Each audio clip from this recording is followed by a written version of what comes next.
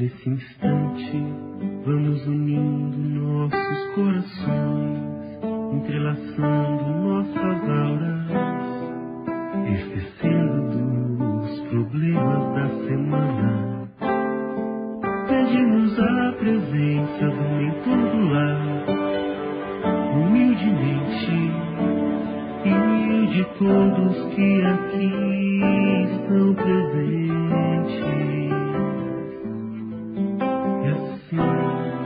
Nos ligando mentalmente com as correntes de higienização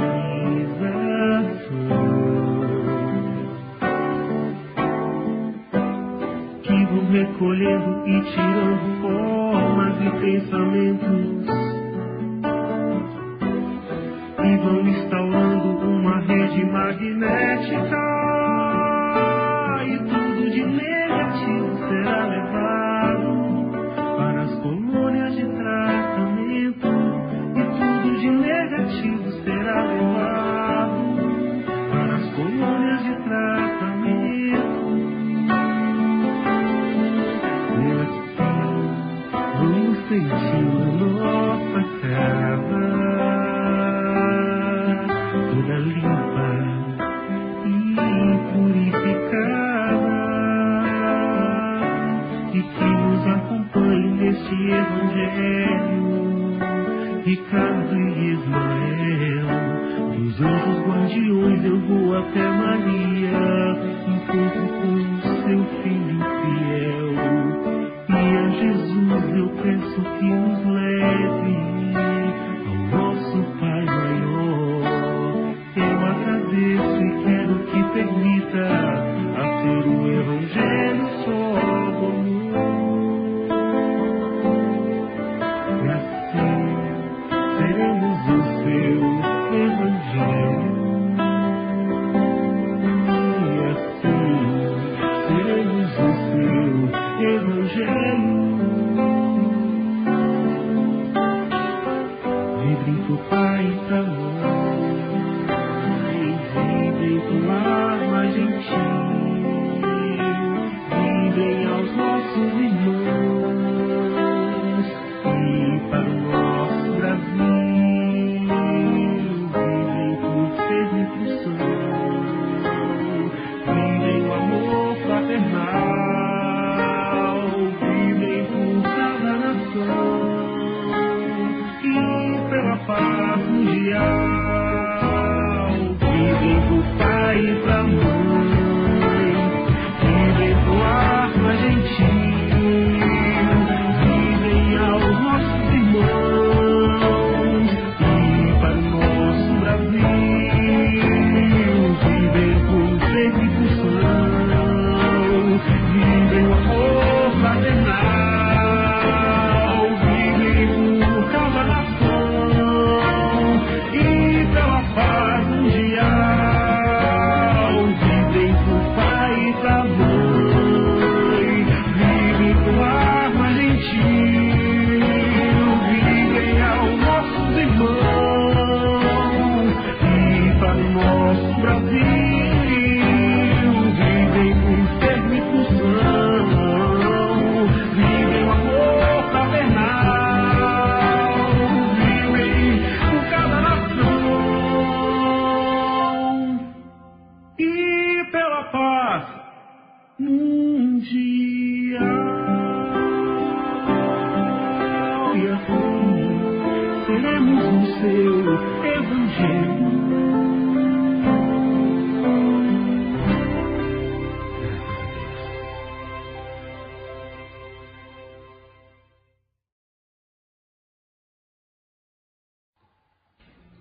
Queremos convidar a todos para unirmos nossos pensamentos, nossos sentimentos e elevarmos a Deus, nosso Pai, a Jesus, o Mestre Divino, e a esta espiritualidade maior, espiritualidade amiga, trabalhadores da seara de Jesus, que vem em nome de Deus nos ajudar. Nesses momentos de reflexão, de aprendizado, em que nós estaremos também recebendo o nosso tratamento espiritual, a renovação das nossas energias. Por isso, confiemos. Senhor Jesus, aqui estamos mais uma vez, felizes,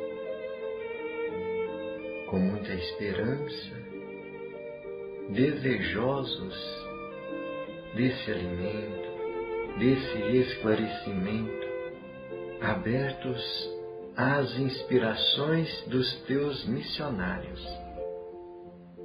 Queremos te agradecer, tua presença, a tua luz que brilha sobre nossos lares, nossas famílias. Queremos agradecer a companhia dos espíritos familiares, dos espíritos amigos que junto conosco compartilham desses ensinamentos. Te pedimos que nos abençoe, que nos ajude em nossa fragilidade, em nossa ignorância, para que nós possamos deixar que os nossos corações, nossos sentimentos sejam envolvidos por esta semente de luz que chega até nós. E assim, pedimos a esses espíritos amigos que venham nos ajudar em nome de Deus. Assim seja. Vamos iniciar com a leitura do livro Jesus no Lar. Hoje a questão, melhor dizendo, hoje a lição de número 7. O maior servidor. Presente à reunião familiar, Filipe, em dado instante, perguntou ao Divino Mestre: Senhor, qual é o maior servidor do Pai entre os homens na terra? Jesus refletiu alguns minutos e contou. Grande multidão se congregava em extenso campo quando aí estacionou o famoso guerreiro carregado de espadas e medalhas, que passou a dar lições de tática militar, concitando os circunstantes ao aprendizado da defesa. O povo começou a fazer exercícios laboriosos, dando saltos e entregando-se a perigosas corridas, sem proveito real. Todavia, continuou como dantes, sem rumo e sem júbilo, perdendo muitos jovens nas atividades preparatórias de guerra provável. Logo depois apareceu na mesma região um grande político com pesada bagagem de códigos e dividiu a massa em vários partidos, declarando seus moços contra os velhos, os lares pobres contra os ricos, os servos contra os mordomos. E, não obstante a sementeira de benefícios materiais introduzidos na zona pela competição dos grupos entre si, o político seguiu adiante, deixando escuros espinheiros de ódio, desengano e discórdia entre os seus colaboradores. Depois dele surgiu um filósofo, sobraçando volumosos alfarrábios, e dividiu o povo em variadas escolas de crença que, em breve, propagavam infrutíferas discussões nos círculos de toda a gente. A multidão duvidou de tudo, até mesmo da existência de si própria. A filosofia, sem dúvida, apresentava singulares vantagens, destacando-se a do estímulo ao pensamento, mas as perturbações que se fazia acompanhar eram das mais lastimáveis, legando o filósofo muitas indagações inúteis aos cérebros menos aptos ao esforço de elevação. Em seguida, compareceu um sacerdote munido de roupagens e símbolos, que forneceu muitas regras de adoração ao Pai. O povo aprendeu a dobrar os joelhos, a lavar-se e a suplicar a proteção divina em horas certas. Entretanto, todos os problemas fundamentais da comunidade permaneceram sem alteração. No extenso domínio não havia diretrizes ao trabalho, nem ânimo consciente, nem valor, nem alegria. A doença e a morte, a necessidade e a ignorância eram fantasmas de toda a gente. Certo dia, porém, apareceu ali um homem simples. Não trazia armas, nem escrituras, nem discussões e nem imagens, mas, pelo sorriso espontâneo, revelava um coração cheio de boa vontade, guiando as mãos operosas. Não pregava doutrinas espetacularmente, todavia, nos gestos de bondade pura e constante, rendia culto sincero ao Todo-Poderoso. Começou a evidenciar-se, lavrando uma nesga do campo e adornando-a de flores e frutos preciosos. Conversava com seus companheiros de luta, aproveitando as horas no ensinamento fraterno e edificante, e transmitia suas experiências a todos os que se propusessem ouvi-lo. Aperfeiçoou a madeira, plantou árvores benfeitoras, construiu casas e instalou uma escola modesta. Em breve, ao redor dele, viçavam a saúde e a paz, a fraternidade e as bênçãos do serviço, a prosperidade e o contentamento de viver. Com o espírito de trabalho e educação que ele difundia, a defesa era boa, a política ajudava, a filosofia era preciosa e o sacerdócio era útil, porque todas as ações do campo permaneciam agora presididas pelo santo imperativo da execução do dever pessoal no bem de todos. Calou-se o Cristo, mas a assistência reduzida não usou qualquer indagação. Após contemplar o horizonte longínquo, em longos instantes de pensamento mudo, o mestre terminou. Em verdade, há muitos trabalhadores no mundo que merecem a bênção do céu, pelo bem que proporcionam ao corpo e à mente das criaturas. Mas aquele que educa o Espírito Eterno, ensinando e servindo, paira acima de todos.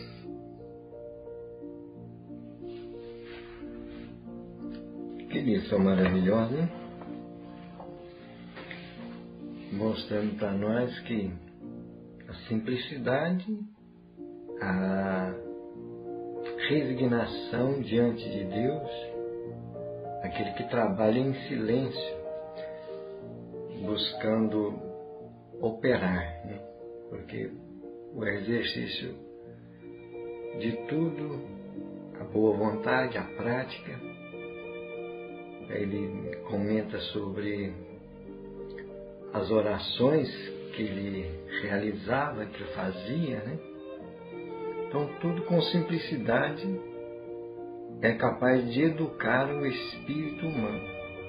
Como ele mesmo disse, Cristo mesmo, Jesus mesmo disse que o corpo, a mente das criaturas.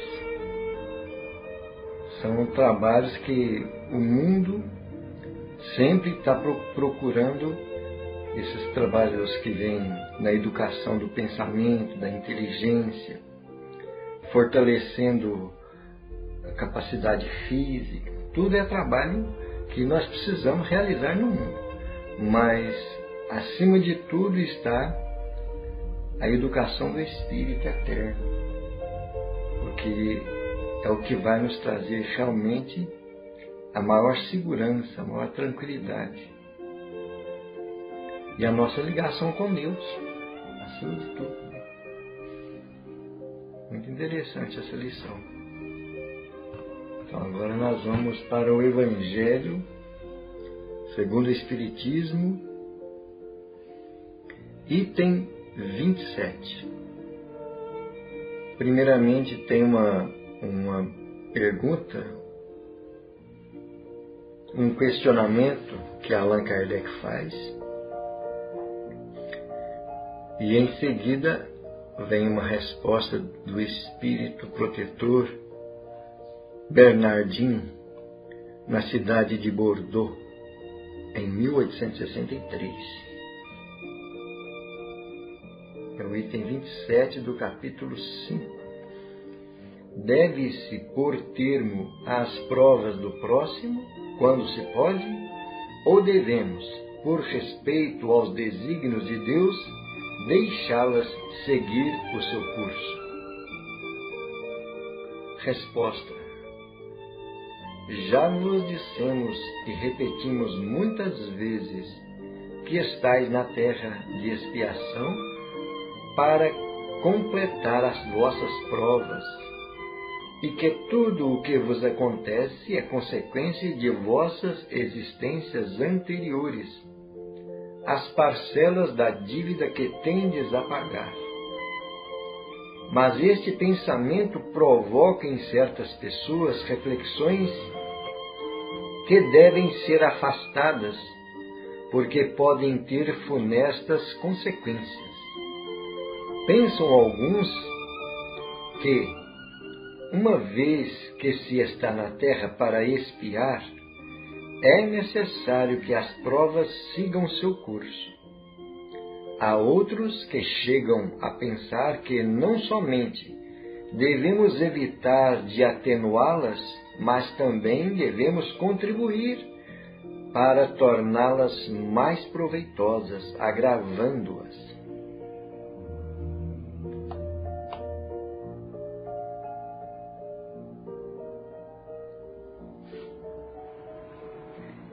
É um grande erro. Sim, vossas provas devem seguir o curso que Deus lhes traçou, mas acaso conheceis esse curso? Sabeis até que ponto elas devem ir? E, se vosso Pai misericordioso não vos disse ao sofrimento deste ou daquele vosso irmão, não irás além disso? Sabeis se a providência não vos escolheu, não como instrumento de suplício, para agravar o sofrimento do próximo, do culpado, mas como bálsamo consolador que deve cicatrizar as chagas abertas pela justiça? Não digais, portanto, ao verdes um irmão ferido: é a justiça de Deus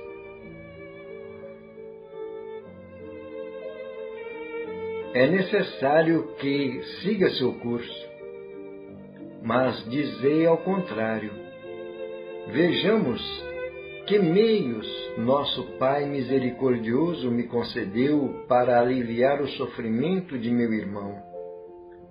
Vejamos se o meu conforto moral, meu amparo material, meus conselhos poderão ajudá-lo a transpor esta prova com mais força, paciência e resignação. Vejamos mesmo se Deus não me pôs nas mãos os meios de fazer cessar este sofrimento. Se não me deu como prova também, ou talvez como expiação, o poder de cortar o mal e substituí-lo pela bênção da paz. Auxiliai-vos sempre, pois, em vossas provas mútuas, e jamais vos encareis como instrumentos de tortura. Esse pensamento deve revoltar todo homem de bom coração, sobretudo os espíritas, porque o espírita, mais que qualquer outro, deve compreender a extensão infinita da bondade de Deus, o espírita deve pensar que sua vida inteira tem de ser um ato de amor e de abnegação, e que por mais que faça para contrariar as decisões do Senhor, sua justiça seguirá seu curso. Ele pode, pois, sem medo, fazer todos os esforços para aliviar o amargor da expiação, porque somente Deus pode cortá-la ou prolongá-la segundo o que julgar a respeito. Não seria excessivo orgulho da parte do homem julgar-se com o direito de revolver, por assim dizer, a arma na ferida? De aumentar a dose de veneno para aquele que sofre, sob o pretexto de que esta é a sua expiação? Considerai-vos sempre como um instrumento escolhido para fazê-la cessar. Resumamos assim: estais todos na terra para expiar, mas todos, sem exceção, deveis fazer todos os esforços para aliviar a expiação dos vossos irmãos, segundo a lei de amor e de caridade. Então fica aí a reflexão do Espírito Bernardin. Muito interessante, porque nós nem sempre paramos para refletir sobre o que nós podemos fazer. Às vezes nós vemos um companheiro, um conhecido, ou até mesmo um parente sofrendo alguma provação, alguma dificuldade, e nós, o primeiro impulso que nós espíritas temos é lembrar do passado. E começamos a interrogar: o que ela fez para estar passando esta fase tão complicada, tão difícil? Geralmente, esse é o primeiro impulso que nós, como espíritas, que conhecemos a lei da reencarnação, conhecemos a lei de causa e efeito, né? É o impulso que nós temos. Mas Bernardin está nos convidando a tomar uma atitude diferente. Porque, geralmente, quando nós vemos a pessoa numa situação assim, a gente fala: vamos orar. Com certeza, a oração é um excelente instrumento para nós exercitarmos a nossa caridade, a nossa capacidade, os recursos que temos para ajudar. Mas também nós não podemos ficar somente nas palavras. E como ele mesmo comenta aí, algumas dizem assim: esta é a lei de causa e efeito. Enquanto não cessar, não terá fim esse efeito. Mas e nós? O que nós podemos fazer? Se nós podemos orar, vamos orar. Eu acho que a oração é o mínimo que nós podemos fazer. Mas também nós temos que ver o que está no nosso alcance para ajudar a pessoa, com uma palavra de apoio, um encorajamento. Como ele mesmo diz aí, às vezes nós temos até alguns recursos materiais para favorecer a pessoa a sair daquela situação, se está no nosso alcance. Porque tudo que nós temos vem de Deus. Deus é o Pai que distribui os seus bens de acordo com a capacidade de cada um de administrar. Se nós somos detentores dessa ou daquela soma de potência, de poderes financeiros, materiais, nós poderemos fazer algo em favor das pessoas que carecem do necessário. Assim sendo, estaremos pelo menos procurando exercitar o que Deus colocou em nossas mãos para favorecer que o nosso irmão, que o nosso semelhante, supere aquela prova e vença aqueles momentos, aquela fase de dificuldade e tribulação. Porque um dia talvez seremos nós a atravessar circunstância parecida ou até pior. Não é? Nós não sabemos o dia de amanhã. Se nós ainda não passamos provas difíceis, terríveis, talvez no futuro venhamos a passar por alguns momentos de muito conflito, de muita tribulação. É o que nós temos que ter em mente. O que nós fazemos para o próximo, estamos fazendo para nós mesmos. É assim que o Evangelho de Jesus nos ensina. Então fica a reflexão da noite e nós já vamos nos preparando para, através da oração, recebermos o passe magnético e espiritual da espiritualidade maior.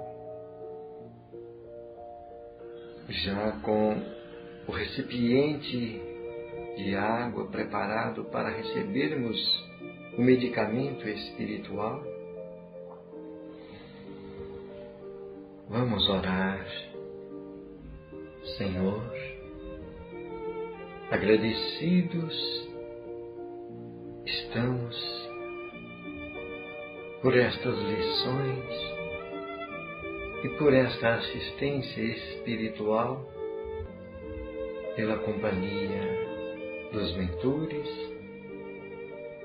falanges, curadoras, trabalhadoras desta seara de luz, que vem nos ajudar e nos favorecer a nossa receptividade do tratamento espiritual. Queremos fazer as nossas vibrações, Senhor, por aquelas pessoas que estão passando dificuldades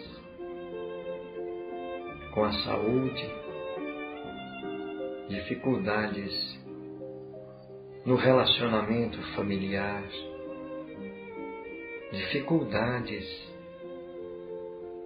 financeiras, desemprego, desequilíbrio nas finanças da sua empresa. Queremos pedir, Senhor, que esses espíritos missionários da Tua Palavra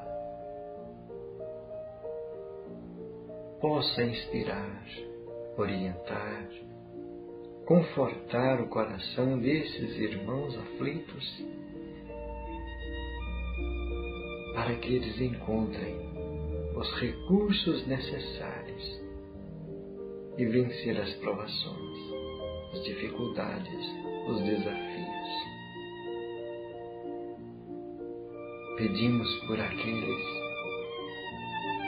que se encontram encarcerados, pelos escravizados nas drogas, no alcoolismo. Pedimos, Senhor, pelo nosso ambiente de trabalho, as pessoas do nosso convívio, que a Tua luz ilumine nosso ambiente,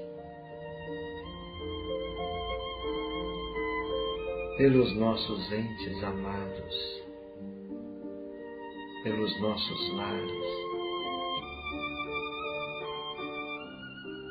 Tua proteção, Teu amparo. Te pedimos, Senhor,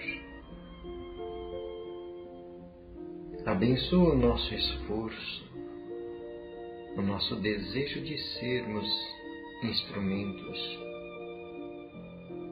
desta paz que Tu nos ensinas no Teu Evangelho de luz. Obrigado, Senhor. Obrigado, amigos, trabalhadores desta seara. Amém. Graças a Deus e louvado seja Deus. Muita paz a todos.